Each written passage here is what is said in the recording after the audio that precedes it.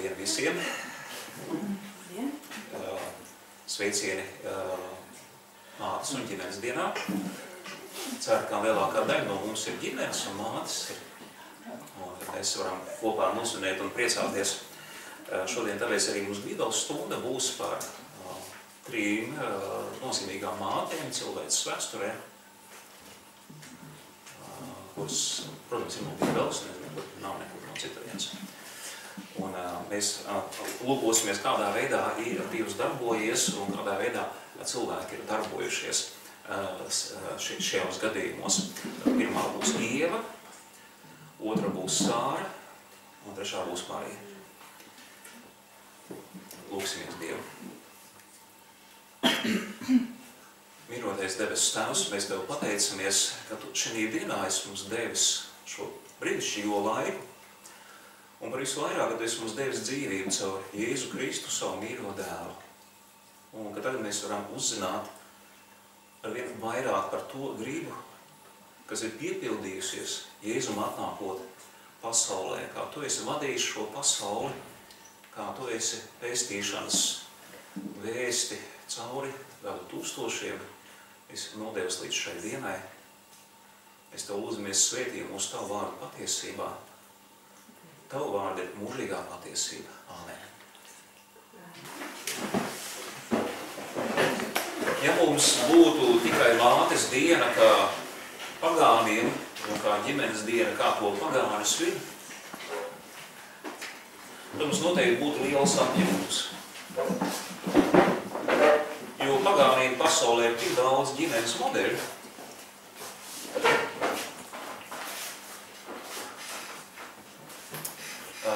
pagāniem pasaulē ir tādas ģimenes, par kurām mēs vienkārši būtu brīnītos. Un vienīgais, kas kopējs ir, ka bērniem ir māte. Tomēr pats sliktākais ir tas, kad arī tagad ir surogāta mātes. Tas ir tādas, kuras ir bioloģiskas, bet bērnu pārdot par naudu. Vai atdot citiem cilvēkiem. Tā kā pagāni visādi dzīvo pasaulē. Mēs labāk skatīsimies uz tām sievietēm, uz tām mātēm, kuras spēcīgi ietekmēja cilvēces vēsturi. Un mēs sāksim ar pirmo arī Ievu. Bet ievada vārdi būs tomēr no Lūkas evaņģēlija 1. nodaļas. 6. mēnesī Dievs sūtīja eņģeli Gabrielu uz Galilejas pilsētu Nācereti, pie jaunavas, kas bija sadarināta ar vīru vārdā Jāzeps, no Dāvida nama un Dāvida cilts. Jaunavas vārds bija Marija, un ienācis pie viņas eņģelis sacīja: Esi sveicināta, izredzētā, Kungs ir ar tevi. Viņa iztrūkās par šiem vārdiem un domāja, kas tas par sveicienu.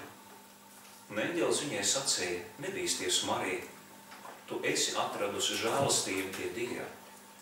Un redzi, tu tapsi grūta un dzemdēsi dēlu, un dosi viņam vārdu Jēzus.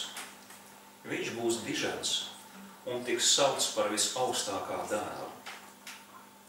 Un Kungs Dievs dos viņam Dāvida, viņa tēva troni, un viņš valdīs pār Jēkaba namu mūžīgi, un viņa valstībai nebūs gala. Āmen. Vispirms mēs raudzīsimies uz Ievu, jo viņas nelielais varbūt, bet droši vien arī apraksts par viņas dzīvi ir ļoti būtisks, kā tas ir ietekmējis mūsu visus un kāpēc mēs šeit atrodamies. Tātad vispirms no kurienes Ieva tāda uzradās, kā mēs par viņu vispār tādu runājam. Tā ir pirmā sieviete, kuru Dievs radīja tādā veidā, ka viņš to ņēma kādu miesas daļu no Ādama, no pirmā cilvēka, un izveidoja viņu par sievieti. Varētu teikt, ka viņš arī nevis viņu radīja no nekā, kā Ādama radīja, no tīšļiem un dzīvība iedvesa, bet viņš viņu radīja jau no dzīves miesas, Un šī dzīva miesa bija pilnīgi vienāda ar Ādamu. Zinātnieki teiktu, ka viņam atšķīrās viena chromosoma tikai. Bet pārējais viņam bija pilnīgi vienāds. Sievietēm, vīriešiem tikai viena chromosoma atšķirās. Pārējais viss mums ir kopīgs. Kaut gan tā viena chromosoma nosaka daudz ko mūsu dzīvē. Izskatu, domāšana nedaudz savādāk ir. Un arī, skaitā, iespējas ir savādākas. Un viena no tām iespējām, kas Dievs arī radīdams Ievu, ir izveidojis ir to, ka cilvēki var radīt sev līdzīgus. Dzemdēt dēlus un meitas. Ādamam tādas iespējas nebija. Tāpēc Dievs viņam izveidoja palīgu, kas būtu kopā ar viņu. Un tajā laikā šis palīgs nebija domāts uz īsu brīdi, bet vai tas būtu kopā uz visu dzīvi, kāda vien ir cilvēkam. Dievs bija paredzējis, ka cilvēki dzīvos mūžīgi. Un tā Ādams un Ieva dzīvoja kopā, paradīzes dārzā. Ebreju valodā tas būtu Ēdenes dārzs. Šis dārzs bija tīri jauks un tīri labs, jo Dievs viņu pats bija izveidojis. Un droši vien dizains viņam bija ideāls. Cilvēki šeit strīdās, kā kuru parku iekārtos, kā kuru dārzu, un katram ir savas gaumes. Cilvēki bieži vien pārdēsta dārzu, jo tas vairs nepatīk, un tur kaut ko vajag uzlabot. Tās norāda mūsu prāta nepilnības. Bet Dievs radītājs, viņš, kad iedēstīja, tas ir pilnība. Un tā nu viņam bija pirmā mājvieta Ēdene. Ko viņi tur darīja? Saskaņā ar Dievu vārdu viņi tur apstrādāja zemi. Vēl vajadzēja būt pēcnācējiem, bet pēcnācējiem nebija pienācis laiks. Jo viņi nezināja, ka pēc kāda laika viņi mirs. Tāpēc ar viņiem viņi nesteidzās. Bībeles pētnieki, viņi prāto savās galvās, ka tas grēkā krišanas moments esot noticis laikā līdz 100 gadiem pēc radīšanas. Precīzi gadu skaitli neviens nevar noteikt, bet skaitot tur Bībeles gadu skaitus, viena lielākā daļa domā, ka tas ir bijis starp 1. gadu un starp 100. gadu pēc pasaules radīšanas. Protams, cilvēki nesteidzās tamī laikā. Kas viņam 100 gadi? Jā, cilvēka dzīve ir bezgalība. Kas ir 100 gadi? Nekas. Tas ir tās treniņš, ietrenēšanās kopā dzīvošanai. Ādams, protams, bija apveltīts ar lielu gudrību un ieraudzījis Ievu. Viņš arī saprata, ka tā nav kaut kas, tā nav svešaniece, bet kā Dieva vārdos ir teicis, ka viņš teica, lūk, miesa no mana miesas un kauls no mana kaula. Tātad viņš atpazina sevi. Redzēja, ka tā ir, daļa no viņa pašas. Jā.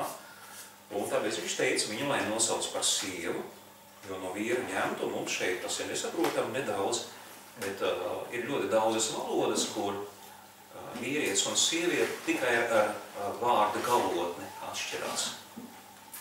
Mums atšķirās sakne vārda pašā būtībā. Bet valodas ir, kurās vīrietis un sieviete ir pilnīgi identisks, tikai sakne nobeigumā atšķir to, ka tā ir sieviete.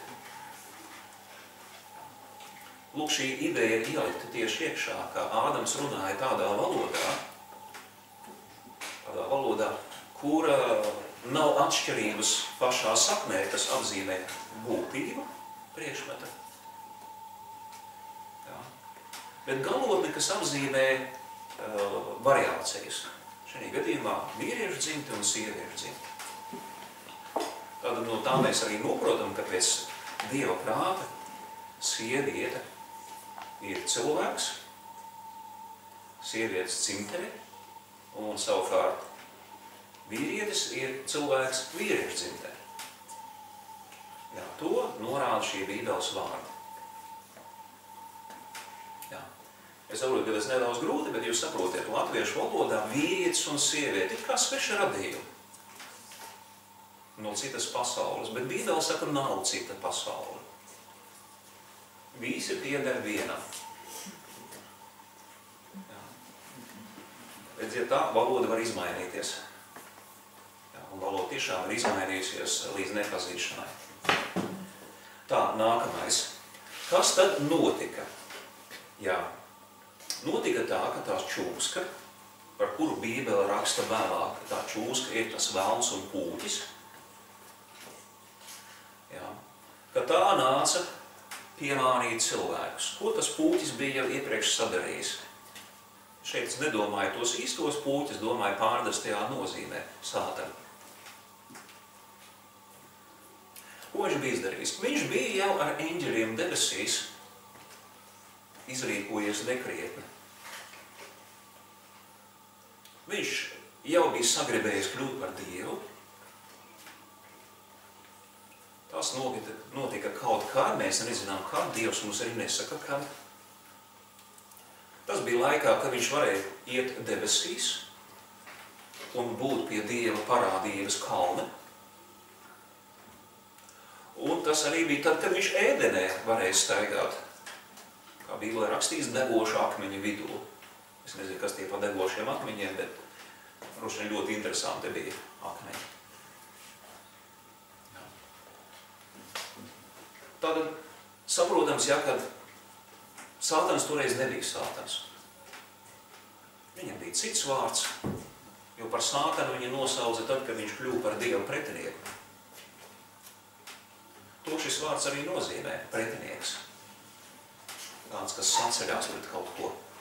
Tāds viņš gribēja pret Dievu. Un viņš gribēja būt kā Dievs un gribēja būt lielāks par Dievu. Jo, ja sākumā lepnība saka, kā Dievs, tad beigās viņš saka, es pacelšos augstāk par Dievu kalnu. Jā. Nu, un, protams, jūs saprotiet, ka debesīs nevar būt divu Dievu. Tas, kurš nav Dievs, tas arī atradās zemē. Nu, lūk, tā tad cauri ar to ir, bet cilvēkiem arī ir problēmas. Līdz ar to. Kāda viņiem ir problēma? Problēma viņiem tāpat kā eņģeļiem ir, ka viņiem ir kārdinātājs. Jo eņģeļi arī viena daļa kārdinātājiem padevās.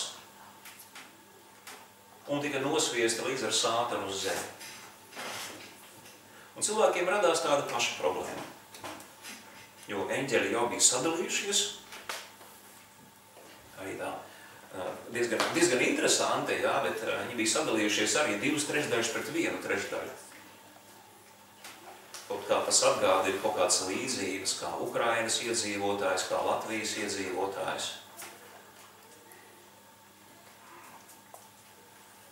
Jā, kur arī sadalījušies 2/3 pret 1/3. Tas mums ir pazīstami. 1/3 tur nepārtrauktu naidu.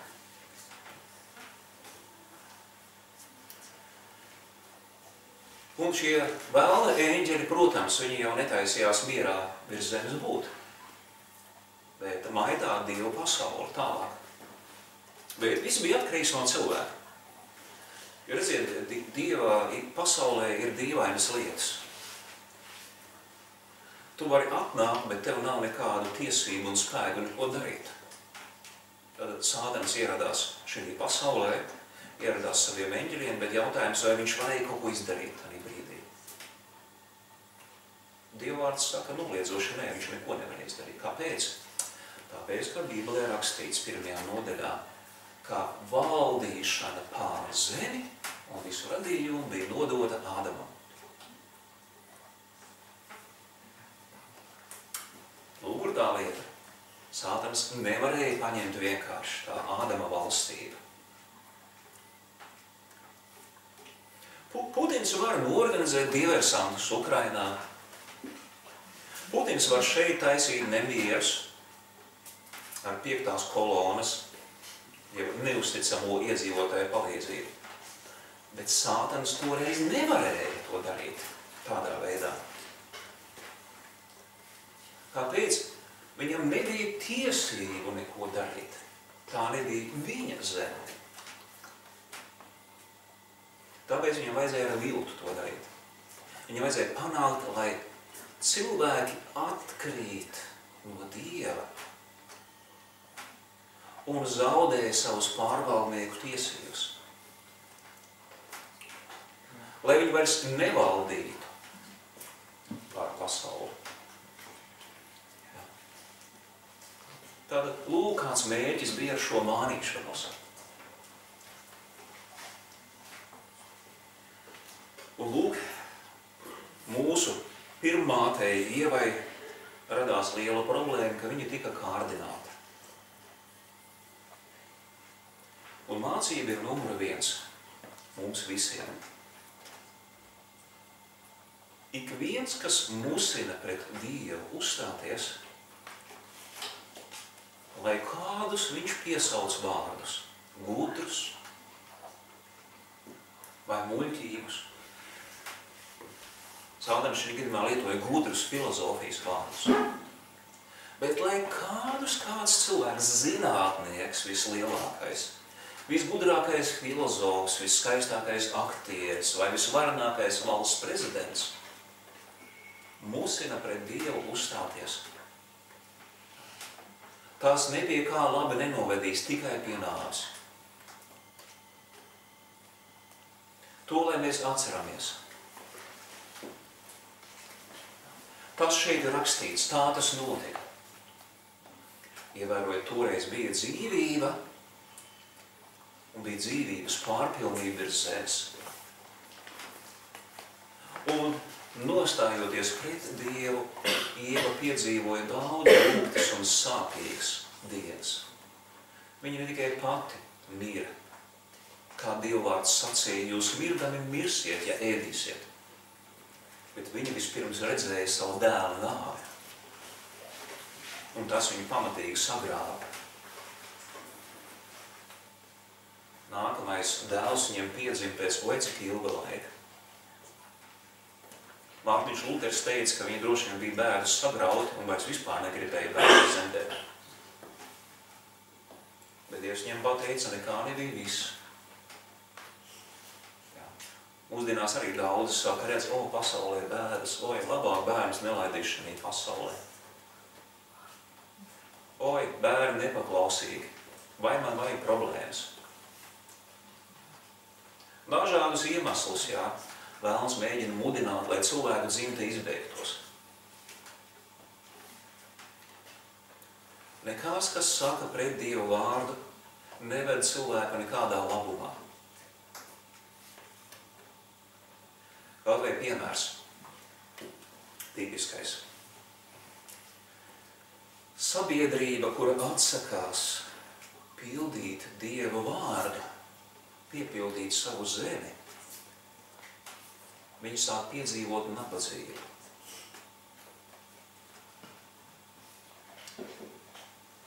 Visās zemēs, kur ir negatīva dzimstība, un tā ir Latvija, ir nabadzības draudi. Tas ir viens variants. Latvijā tas ir nabadzības draudi.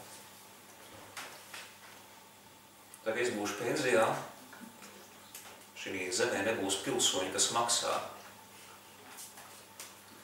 nodokļus. Vienkārši. Daži saka, bet tās valstis, kas tur rietumos, viņi tik labi dzīvo. Tas nebūs ļoti ilgi. Tāpēc, ka, ja Eiropas pamatiedzīvotājiem dzimstība ir mīnusos, pat ņemot vērā musulmaņu lielo skaitu tur, kur dzemdē bērnus par pabalstiem, tāpat kā čigāni, par šo balto cilvēku pabalstiem dzemdē neskaitāmus bērnus. Un ja tādīs Eiropas zemēs vēl joprojām ir mīnusi, tad uzdosim jautājumu pēc dažiem 10 gadu. Kas pelnīs pensijas tiem bagātajiem baltajiem, turīgajiem, tam vidusslānim, kur viņi dabūs pensijas. Viņi domā, ka uz viestrādnieku rēķina. No Āfrikas pasaules, no Āzijas un tam līdzīgi. Ziniet, tanī brīdī, kad musulmaņi kļūs apmēram puse no viņu valsts iedzīvotājiem, viņi mainīs valsts iekārtu. Un tur tiks ieviesti musulmaņu likumi. Un pagāniem nevis būs penzija, bet piga. Un vēl nodokļus uzliks. Piespiedīs visus par musulmaņiem palikt. Bet musulmaņu zemēs, atvainojiet, nav penzijas.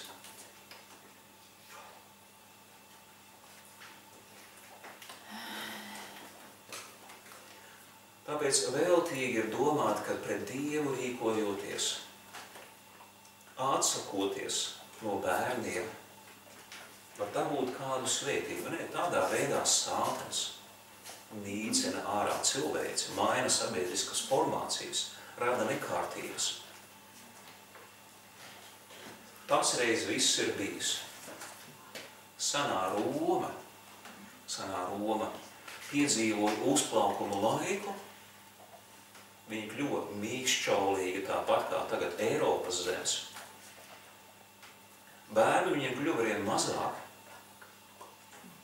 bet apkārtējās tautas nesnauda. Un devās uzbrukumā uz iznīkstošo Romu. Un vienkārši viņi pārņēma ar savu masu, ar savu skaitu. Un romieši bija tik ļoti pieraduši pie ērtībām, ka viņi vairs nemācēja stāties pretī lielajam barbaru pūlim. Tas gluži tā kā mūsu valstī. Nav vairs obligātais militārais dienests jaunekļiem, bet domā, ka 4000 cilvēku spēs mūs nosargāt. Šie 4000 cilvēki pat vienā pilsētā nemierus nespēs novērst. Kur nu vēl zemi aizsargāt? Lūk, pie kā noved. Šī mīkšķaulība, pakarošanās ērtībām noved pie briesmīgām lietām. Bet galvenais tur iemesls ir, ka nevēlas pildīt Dieva vārdu. Ja pildīt Dieva vārdu, tad pagalmos būtu vairāk bērni. Pēc turības cilvēki mazāk sapņotu, jo tas nebūtu iespējams, taču jāsadala visiem uz galviņām. Cilvēki būtu pieraduši vienkāršāk dzīvot. Bet toties mīlēt viens otru. Jo, ja dzīvo ģimenē viens bērns, tad viņš ir rutināts, un viņš neprot komunicēties ar citiem bērniem.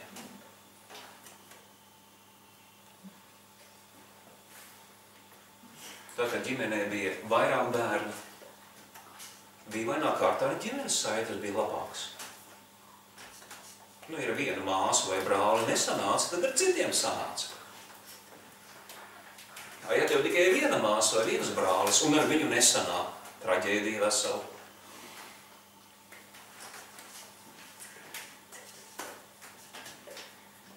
Tā mēs redzam, ka cilvēcei mātes un tēvi ir ļoti nozīmīga loma, lai pildītu pirmo Dieva pavēlu, augļoties un vairoties un piepildies zemi.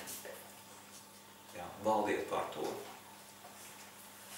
Ja nebūs mātes un tēvu, šī pasaule vienkārši traģiskā veidā aizies bojā. Es ceru, ka tas tā nenotiks pirms Dieva noteiktā laika, bet mēs viņas pazīmes redzam, ka tādas notiek.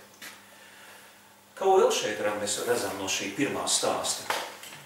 Visiem cītīgi jāmācās ir Dieva vārds, un rūpīgi ir jāzina Dieva pavēles. Vēlns izmantoja Ievas nezināšanu tikai pa pusē. Ir cilvēki, kas saka, nu vai tad tiešām mācītāji bauslis jāzina no galvas ir?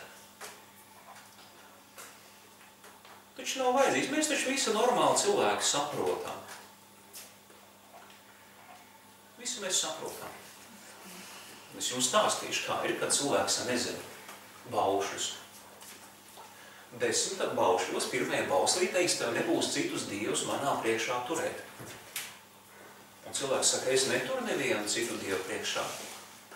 Bet ļoti labi ir, kad ir izmantot svārstiņu rīkstītes un meklēt āderes.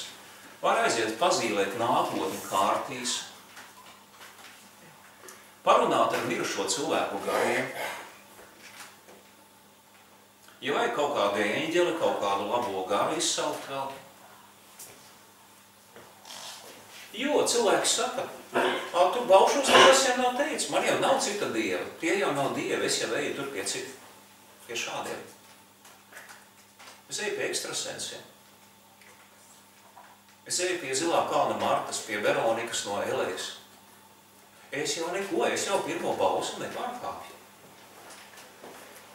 Redziet, tāpēc, ka cilvēki labākajā gadījumā iemācās no galvas pirmo bausli, bet nemācās tālāk, jo Mūzes grāmatā ir dotas atbildes, ko nozīmē šis pirmais bauslis. Tātad netais sev elkus, tātad tos, kas nav dievi, nezemojos viņu priekšā. Bet tur ir rakstīts, nedari kā tautas ļauni dara, kas savus bērnus liek upurēt elkiem, kas ir burvji, kas ir ragans, kas izsauc mirušos, kas pareģo nākotni, tātad ekstrasensi, gaišreģi. Laika zīmi taujātāji, tātad, kas pēc dažādām pazīmēm nosaka nākotni, atkal viens zīlēšanas veids.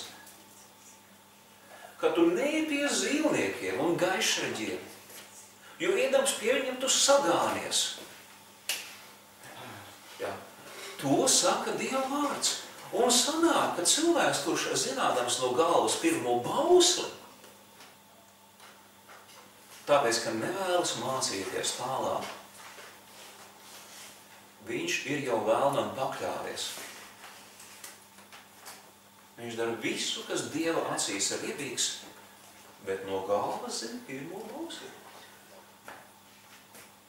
Jo nemācās. Pirmais bauslis ir kā, nevis vienkārši bauslis, bet viņš ir kā tāds konstitūcijas, varētu teikt, pirmais pants. Bet vai tad mums konstitūcijā ir tikai 1 vai 10 panti? Nē, protams. Tāpēc, ka konstitūcijā nākamie panti paskaidro, ko nozīmē pirmais pants. Ko mēs ar to domājam? Tā arī Bībelē, kad saka, kas ir bauslība, tad bauslība nav tikai 10 baušļi, bet arī paskaidrojums, ko Dievs ar to domāja. Un Ieva, kad viņa nebija vēlējusies šo vārdu saprast līdz galam, viņa vēlnam atbildēja sacīdama, ka Dievs mums ir atļāvis ēst no visiem augko, bet no šī, kas te pa vidu teica, ka jums nebūs aiztikt to nec ēst. Pirmkārtām Dievs teica neēst, bet viņš neteica, ka nebūs aiztikt. Cilvēcisku baušļu izgudrošana noved pie nelaimes. Nemācīsimies no Ievas, mācīsimies to no tiem, kas to ir sapratuši. Kā cilvēka likumus nevajag baušļiem pielikt klāt, lai viņus pasargātu baušļus. Jā, šī gadījumā tā bija pasargāšana. Nebūs ēst, jā, tas ir īstais bauslis, bet nebūs aiztikt, tas ir cilvēka bauslis. Nu kā, nebūs aiztikt, nu tad arī kā nepēdīs viņu, jā. Bet saprotiet, vai turēšanās pie cilvēka baušļa tev nebūs aiztikt palīdzēja. nepalīdzēt. Tāda mācīsimies no Ievas kļūdām. Kā Dievam ir jāuzticās numur 1. Otrs, Dievs neko ļaunu pret mums nedomā. Viņš nav mums neko noslēpis. Trešais, viss, ko Dievs saka, tā arī notiks. Ja viņš teica mirsiet, tad tā arī būs. Ja viņš teica dzīvosiet, tad tā arī būs. Tātad Dieva vārds notiks tieši tā, kā viņš to ir pateicis. Un mēs piedzīvojam to uz savas pašas ādas, to, ko Dievs sacīja Ādamam un Dievai, jūs mirdami mirsiet. Redziet, mēs jau novecojam sirmums, veselības problēmas. Apzināmies, ka kaps mūs gaida priekšā.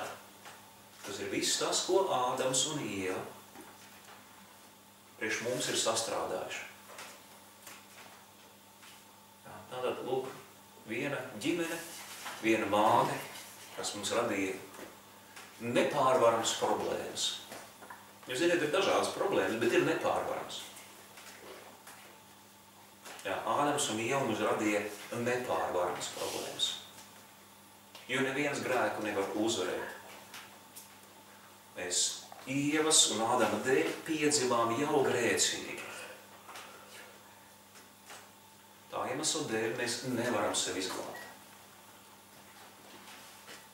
Tas ir tāpatās, kā ja tu esi nokļuvis bezdibenī un pa klintīm tu nevari pacelties augšā, tad tu to esi piedzimis. Un tur paliec. Un tikai skaties uz debesīm un redz maliņu, kur neviens nevar sasniegt. Tā arī mēs esam piedzimuši šajā grēka bezdibenī, un mēs nevaram vienkārši tur augšā uziet. Ar grieķiem ir labs mīts par kādu vīru, kuru sodīja ar mūžīgu akmens velšanu. Viņam jāveļ kalnā ir akmens, jāstumj. Tātad uz debesīm jādodās ar. Bet jo viņš augstāk kāp, jo akmens kļūst smagāks. Un tad viņam ir jāpārvar tas pēdējais, lai nonāktu virsū, tad viņš ir tik smags, ka šis spēka vīrs neiztur un atkal viss sākās no jauna. Tas ļoti labi apraksta šis mīts grēcinieka problēmu. Sākumā tos baušļus ir viegli, bet tikko tev jākļūsti svētam, lai nonāktu debesīs, lai uz debesīm aiziet, tas kļūst nepanesam un neviens neiztur. Tagad piemēri par cilvēkiem diviem nākamiem. Nākamā māte bija Sāra. Kāpēc viņa ir tik ļoti svarīga? Tāpēc, kad caur viņu iesākās īpaši svarīga cilvēku līnija. Izraēla tauta, no kuras jānāk ir pestītājiem. Kādam pestītājiem? Lasām, ko Dievs teica šai sievietei, Ievai, mūsu mātei.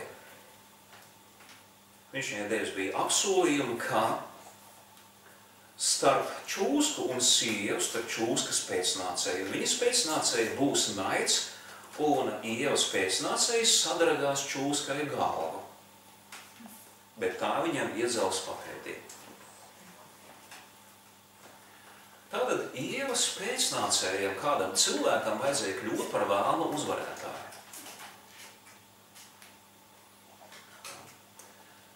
Tagad mēs redzam, kāpēc vēl liels iemesls vēlnam ir ienīst cilvēkus.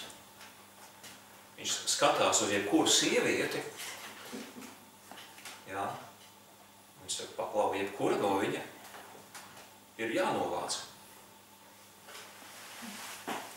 Jebkuru ir jāpārliecina, lai viņi nedzemdē bērnus. Un kāpēc? Tāpēc, ka nāks no viņas, no sievietes pēcnācējs, kas sadragās galvu sātanā. Lūk, un tās visas jau lietas tālāk arī notika tieši tādā veidā. Sātana naids pret cilvēku ir arī tāpēc, ka Dievs arī pateica, ka to, ko tu esi pazemojis, cilvēka dzimums, tas pazemos tevi.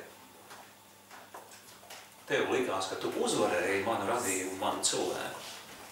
Es saku, šis margais radījums tevi uzvarēs.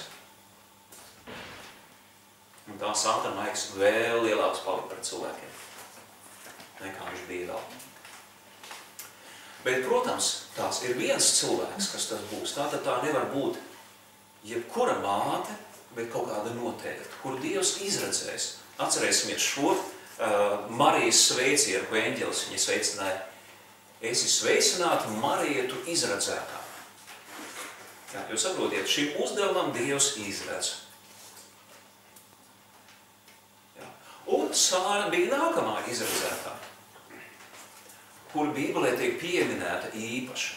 Es šeit nedomāju par sievietēm daudziem, kuras arī bija izredzētas. Viņas tiešām bija izredzētas. Bet kur ir izredzēta, ja, un par kuru Bībele saka, ka tas ir īpašs notikums. Tātad tā ir Sāra. Kas bija Sāra? Tā bija pazīstamā mums Ābrahāma sieva. Ābrahāma sieva. No kurienes viņa radusies ir? No tās pašas pilsētas, kur Ābrahāms, no Ūras. Tas atrodas Irākas teritorijā, netālu no Persijas jūras līča. Tā bija viņa pusmāsa. Acīm redzot, tēvam bija vairākas sievas. Tas tajos laikos nebija nekas neparasts. Tajos laikos bauslība nebija aizliegusi neprecēt māsas, pusmāsas un tā tālāk. Ja mēs runājam par bauslību. Tas, ka cilvēkiem tur ir vesels saprāts, tā ir viena lieta, ja? Un tas, ko bauslis saka, tā ir otra lieta. Ja? Ir, piemēram, cilvēki, kas pasaka, man šitā man riebīgā pusmāsa nepatīk, ja? Šitas te pretīgais skuķis, es ar viņam negribu redzēt vispār, ja? Viņš aiziet un paņem citu sievu. Ja? Ābrahāms savukārt bija apprecējis savu pusmāsu, un tā bija viņa sieva, tātad Sāra. Sāra bija neaulīga. Tuvākās laulībās tas ir pilnīgi iespējams. Tas ir pilnīgi iespējams, ja apprecēšanās notiek pārāk tuvās radniecības pakāpē, rodās dažādas problēmas. Gan izskata ziņā, gan slimību ziņā. Šī gadījumā, ja, notika tā, ka viņa bija neaulīga. Nekas nevarēja piecimt. Lūk, tiešām tā tas var notikt, jā. Un tas būtu arī normāli, jo mēs arī varētu teikt, ka ne tikai viņa bija vienkārši neaulīga, viņa bija neaulīga pēc Dieva prāta. Tātad dažreiz mūsu kaitas ir tāpēc, ka mēs esam vienkārši zemes cilvēku bērni. Un tās kaitas ir vienkārši kā sekas Dieva vārdam, kas saka, jūs mirdami mirsiet. Bet ir kaitas, kuras ir pēc Dieva prāta. Un mēs teiktu, tas tā nevar būt. Var būt. Kā visā tajā savā jaunības un skaistuma un veselības periodā,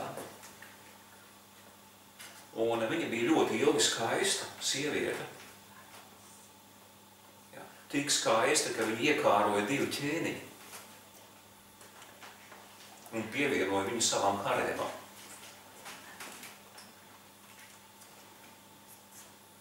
Bet 90 gadu vecumā visi jaunības prieki bija beigušies. Un, kad es lasu Bībeli, tad tur ļoti interesanti. Sāra izdzirdot, ka kunga eņģelis saka, ka viņai būs bērns, viņa sāk smieties. Ne jau tā bet iekšā sevī. Pie sevis smējās. Es jau esmu veca, vai tam man vēl tieksme ir vispār? Ja, 90 gadu vecumā, vai man vēl tieksme ir kāda, ja? Saku, mans kungs, ja, viņi sauc vīru nevis par vīru, bet par kungu. Tam ir vispār 100 gadi. Jā. Tātad viņi saka, mums jau nemaz negribās vispār vairāk. Kāds vēl bērns? Jā. Es ar pilnīgi tādā humora, es piekrītu, jā. Bet redziet, tas notika pēc Dieva prāta.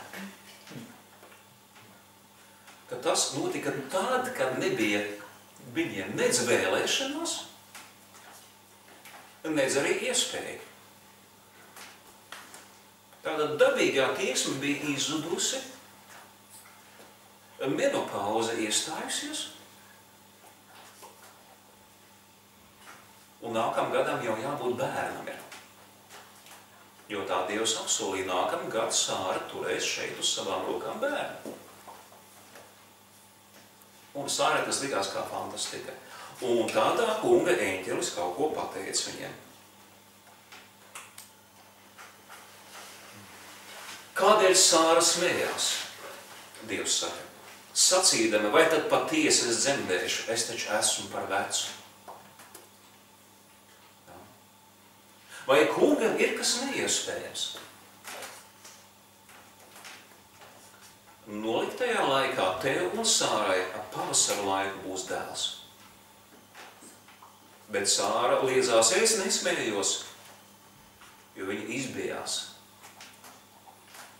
Jā, viņa izbijās no Dieva. Jā, iedomājies, ka tās domās kāds ielien iekšā un zina, ko tu domā. Bet viņa vēl nav pietiekami prātīga, lai saprastu, ka arī melot ir bezjēdzīgi. Jo tas, kas ar viņu runā, zina viņas domas. Dievs ar viņu runā, viņa vēl nesaprata. Un tad eņģelis teica, nē, tu taču smējies.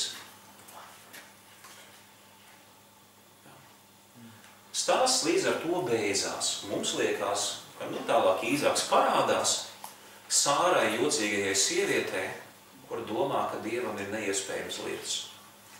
Bet klausīsimies, ko mums vēstulē ebrejiem, jo tā ir Bībele, svētie raksti, ko mums atklāja par Sāru. Ticībā neauglīgā Sāra savā ievērojumā vecumā saņēma spēku, lai varētu kļūt māte, jo viņa uzticējās tam, kas viņai bija devis solījumu. Tātad mums tiek aprakstīts vecajā derībā brīdis, kad Sāra neuzticējās Dievam un smējās. Kad viņa kļuva par māti, tādā brīdī Dieva vārds saka, ka viņa eņģeļa teiktēm uzticējās.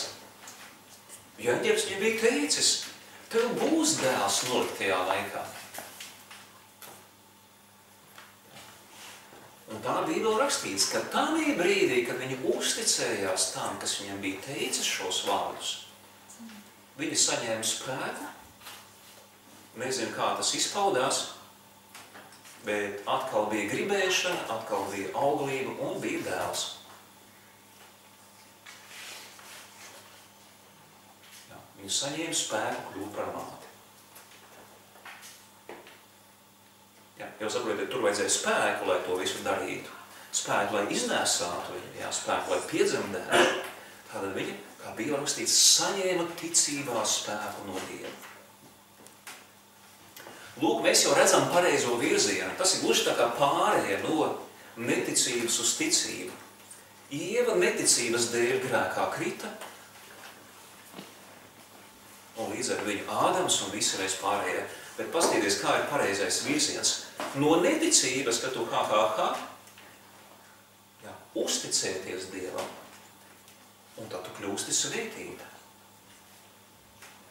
Un arī tas vīrs, kas uzticās Dievam, jā, ko viņš saka, arī viņš jā, kļūst no vienkārši alus dzērāja, viņš naba dzērāja uzdievots, viņš kļūst par svēto. Kāpēc? Jo uzticējās. Ticībā saņem spēkus.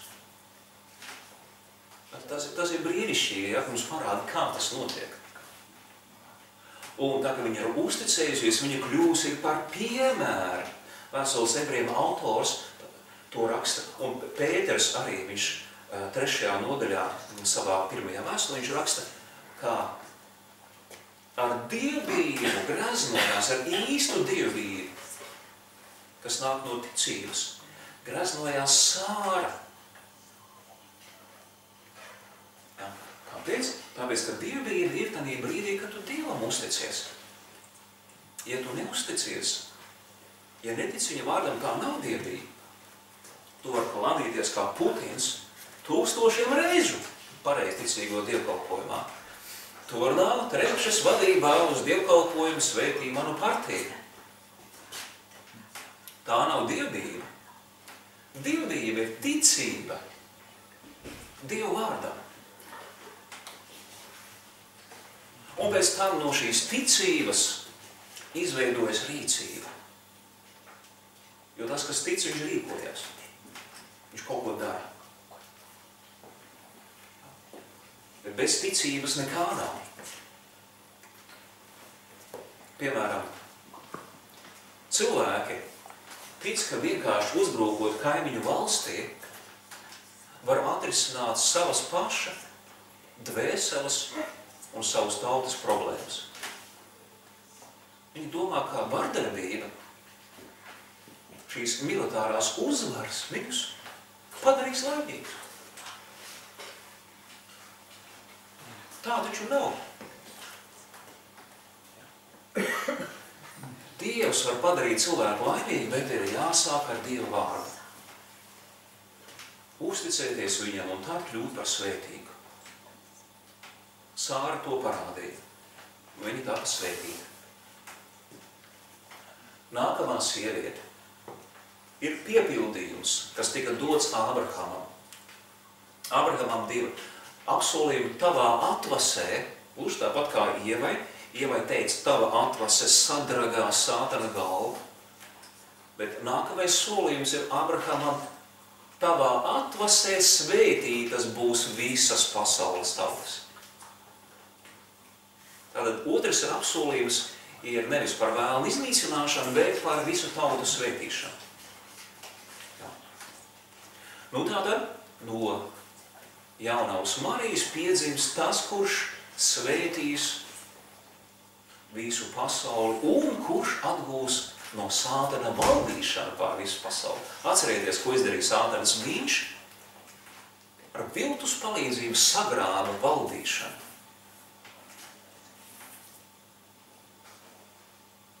Bet Jēzus Kristus, kas dzimis no jaunavas Marijas, kā mēs apliecinām, viņš saņems šo valdīšanu. Par viņu Dievvārds saka, ka viņa valstībai nebūs gala. Tātad, kur mēs redzam šo svētību? Jā, Marijai. Pirmām kārtām šis svētīgums ir tas, ka Dievs viņu ir izredzējis. Domāsim par to. Vai Dievvārds arī mūs nesauc par izredzētajiem? Vai tikai Marija ir izredzētā? Nu, lūk, man ir uzaicinu ieskatīties Bībelē iekšā.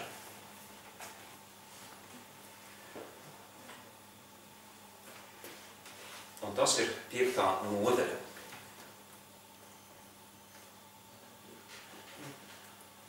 Tas ir nevis vēstulē Efeziešiem, bet vēstulē Kolosiešiem. Tā, Kolosiešiem. Viņš pēc satura ļoti līdzīgs, un tāpēc tā.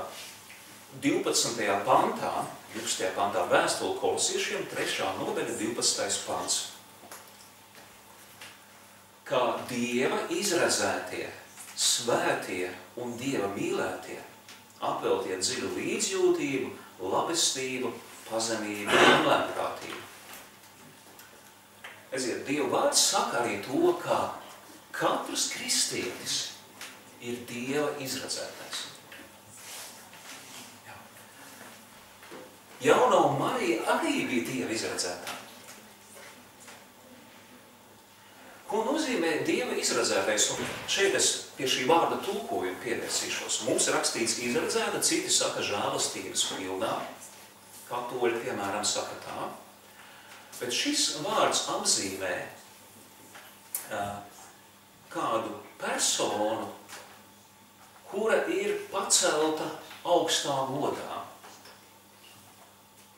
Tas nozīmē nevis, ka persona sevi pacēla augstā godā, bet ka viņu kāds cits pacēla augstā godā. Jā, saprotiet, jā? Ka nevis cilvēks ir to nopelnījis, bet ka Dievs ir pacēlis šo cilvēku uz augšu. Un izrādījis augstu godu un cieņu šai personai. Tāpēc šis vārds žēlastības pilnā varbūt viņš tik ļoti labi šeit neiedarās, jo mēs saskaramies ar to, ka Dieva vārds mums jau kaut ko pasaka priekšā, sacīdams, ka Dievs cilvēkus ir izredzējis, lai viņi kopā ar Kristu, tātad iegūtu, kā saka, mūžīgu dzīvību. Savukārt, jautājums ir to, vai šie vārdi, protams, ir vienādi šī izredzētība. Jā. Šī izredzētība nav gluži vienādi vārdi. Jo viens vārds izredzēts nozīmē Jaunai vai Marijai, ka viņi tiek pacelti augstā godā. Un kā tas ir, ka augstā godā? Pateiks, eņģelis viņiem pateica, kā? Ka tu dzemdēsi dēlu, tātad tu būsi māte. Tu dzemdēsi dēlu. Un kas tevi tieši pacels augstā godā? Tas, kurš piedzims. Viņa dēļ viņa būs augstā godā. Kāpēc? Tāpēc, ka tas, kas no viņas dzims, ir tas būtiskākais. Visu augstā dēls. Jā. Mūžīgais valdnieks, kura valstība nebeigsies, kura valdīšana būs mūžīgi mūžos. Jā. Tātad mēs redzam, kad eņģelis sauc viņu par šo Dieva laipnības apveltīto, uzlūkoto, izredzēto. Viņš arī paskaidro, ka tas ir tāpēc, ka piedzims ilgi apsolītais un gaidītais. Jā, Dieva dēls. Un viņš būs tas godības pilnais ķēniņš, kurš valdīs mūžīgi mūžos. Lūk, no kurienes ir šī te. Savukārt jautājums par to izredzētību. Jaunā Marija ir arī izredzēta citā nozīmē, līdz ar mums visiem. Dievs pēc savas izvēles tos, kas tic Jēzum, ir darījis par mūžīgās dzīvības mantiniekiem. Tātad arī jaunā Marija. Jā, tā skaitā. No kurienes mēs varam zināt to, tāpēc, ka ļoti svarīgi ir arī tālāk, kad Marija apciemo Elizabeti,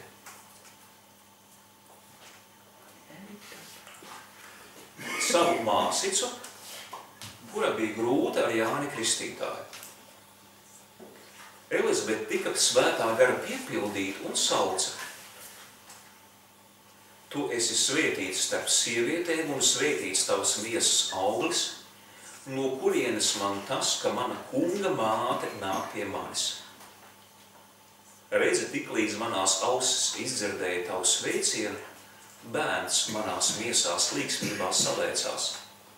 Laimīgi ir tā, kas ticējusi, ka piepildīsies tas, ko kungs viņai teicis. Atcerēsimies to pašu par Sāru. Sāra sākumā ar neticību uzņēma Dievu vēsti, pēc tam viņa noticēja. Bet Marija rāda vēl šo pilnīgāko ceļu. Viņa sāk ar ticību, nevis ar neusticības izteikšanu. Un tāpēc viņa ir svētīta starp visām sievām. Jo tad, kad kunga eņģelis nāca, lai paziņot šo neaprakstāmo vēsti, Viņa ar ticību pieņēma viņu. Pat viņai vīra vēl nebija, bet viņa pieņēma šo vēstu. Kāpēc vīra nebija? Tāpēc, ka toreiz sarunāt precības vēl nenozīmē, ka viņi dzīvoja kopā, tā kā mūsdienās to dara. Tajos laikos sarunāt precības nozīmē, ka tas tik ilgā laika periodā, parasti gada laikā, nokārtots. Bet patiesībā viņas kopā nesatikās. Dzīvoja atsevišķi. Gadu bija vienkārši jāciešās. Katrs taisīja jaunā sieva pūru, jaunais vīrs māju. Parasti tā bija kāds istaba papildus pie vecāku mājas. Tā tika būvēta, lai varētu dzīvot jaunā ģimene. Tāds bija bieži vien šis te veids, kā laulības slēdz. Un šis eņģelis parādījās un Marija pieņēma ar ticību, un tas Dievam patika, un viņš viņu svētīja. Tātad lūk raudzīsimies, kā šīs lietas notiek. Tātad grēkā krišana sākās tur, kur ir neticība Dievam. Un tur ir posts un nāve. Dzīvībā atgriežas caur neticības uzveikšanu. Dieva vārds uzveic mūsu neticību, kā Sāras gadījumā. Dievs ar viņu runāja un piespieda viņa atzīties savā neticībā. Beigās. Un viņa pārdomāja, viņa tika pārliecināta un uzticējās Dievam un kļuva par Īzāka māti. Un tālāk caur daudzām sievietēm un vīriešiem mēs nonākam līdz jaunai Marijas, kurai ir ticība un kuru vārds mums parāda to, kā patiešām cilvēkam ir jāuzņem Dieva vārds. Ne ar šaubām, bet ar ticību. Un, kad tu tici, tad Dieva vārds saka, tu esi svētīgs, tu esi laimīgs, kas ir ticējis, ko tas kungs ir licis teikt. Tātad arī mēs ik viens, vīrieši un sievietes, esam svētīti tādā brīdī, kad ticam, kad viss notiks, ko Dievs ir sacījis. Tagad nedaudz atkāpi. Mums ir, tur tās arī beigšu, laiks jau beidzies, vēl nedaudz, es vēlāk višķi sākāt. Tagad ir jautājums par to, ka ir cilvēki, kuriem ģimenes vairs nav, un ir cilvēki, kuriem ģimenes vēl nav. Starp tiem ir arī draudzes locekļi. Arī tā skaitā. Vai viņi nav svētīgi, ja viņi nevar svinēt ģimenes svētkus, ka viņiem nav kur aiziet, iet kāds ziedus, apsveic savu māmu, tēvu, vai arī otrādi bērni nāk viņus sveicināt un veidot ģimenes saites. Tad klausīsimies uzmanīgi. Dieva vārdos ir teikts, Psalmā 27. Pat ja mani pamestu tēvs un māte, kungs mani pieņemtu. Tātad ticīga cilvēka sirds saka, es neesmu vientuļš. Ja man māte ir nomirusi, ja man tēvs ir nomiris, es neesmu viens, jo Dievs mani pieņem. Otrs, var gadīties, ka tiešām tu esi bārenis, tēvs un māte tevi ir paņēmuši, mākmetuši. Viņi kaut kur dzīvo savās ģimenēs, un tu esi viens. Tā bieži pie šķiršanās notiek, šķirās, un vairs nav vietas nekur. Uzaudzina bērnu namā vai pie vecvecākiem. Tā mēs notiek. Bet Dievs tieši to pašu saka, ja tevi pamestu, tēvs un māte, kungs tevi pieņemtu. Dievam ir jauks plāns, ka patiesais tēvs ir viņš vienīgais. Un Dievs arī patiesībā ir mūsu māte. Jo māte ir tā, kas dzīvību dod. Māte ir tā, kas dzemdē. Kas mūs ir dzemdējis? Ne tikai mūsu miesīgā māte, bet mūs ir dzemdējis Dievs. To sauc par piedzimšanu no augšienes. ka Dieva gars pārveido tavu sirdi un dara to par ticīgu sirdi. Sirdi, kas tic Dievu vārdam, kas vairs nepretojās Dievam. To sauc par piedzimšanu no augšienes. Dievs kļūst par tavu tēvu un tavu māti, bet par garīgo tēvu un garīgo māti. Jo Jēzus saka, kas no gara piedzims, tas ir gars. Nemiesīgo, viņš nav mūsu miesīgais. Viņš ir mūsu miesīgais radītājs, bet garīgais viņš ir mūsu tēvs un mūsu māte. Tas ir numuri 1, jā. Bet tālāk. Mums ir vēl daudz citas mātes un tēvi, bet kur Bībelē rakstīts draudzē? Draudze ir tava ģimene. Dieva vārds saka, ka tiem, kas pieņem Jēzu Kristu, viņš dod varu kļūt par Dieva bērniem. Bet ja jau bērni, tad apostols Pāvils tālāk raksta. Tad jau mēs esam Dieva saime. Mūsdienās saka ģimene, senos laikos saime. Tad jau mēs esam Dieva saime. Tāpēc mēs sākam saprast, kāpēc par brāļiem sauc kristiešu un māsām viens otru. Bet Jēzus vēl vairāk saka, un tas man patika, ka viņam uzdeva jautājumu sacīt, Jēzu, redzi, tur ir tava māte, tur ir tava brāļi, tur ir tavas māsas atnākuši. Un Jēzus ar roku parāda uz apkārt sēdošajiem, kas viņu klausās. Un saka, redzi, mana māte un mani brāļi. Ik viens, kas darīs mana tēva gribu, ir mans brālis un mana māsa un mana māte. Tie, kas Jēzus vārdam tic, tie, kas uz viņu paļaujās, tie ir kļuvuši. Šie garīgi radinieki, jo mums ir viens tēvs no debesīm, kas mūs ir no augšienes dzemdinājis. Mums ir viena māte, jo tas ir tas pats Dievs. Jo neviens cits no augšienes mūs neatzemdina.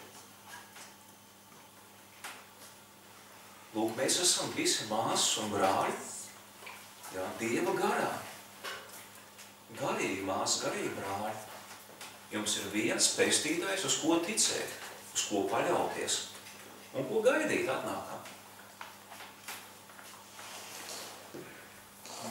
Tātad, Jēzus pats saka, mans brālis, mana māsa un mana māte, kas darīs mana debesu tēvu gribu, un tāpēc arī mēs varam arī pateikt no šī vārda, kad ir ļoti jauki darīt debesu tēvu prātu, jo, kad mēs darām debesu tēvu prātu, tad Jēzum nav jākaunās mūs saukt par brāļiem, par mātēm, par māsām. Un tā arī bezbērnu cilvēks, vai cilvēks bez ģimenes, pēc Dieva plāna Kristus draudzē kļūst par vienas saimes dalībnieku. Un viņš nav vientuļš. Un viņam ir ģimenes svētki. Katreiz, kad viņš draudzē ir, viņam ir ģimene, ar ko viņš satiekās.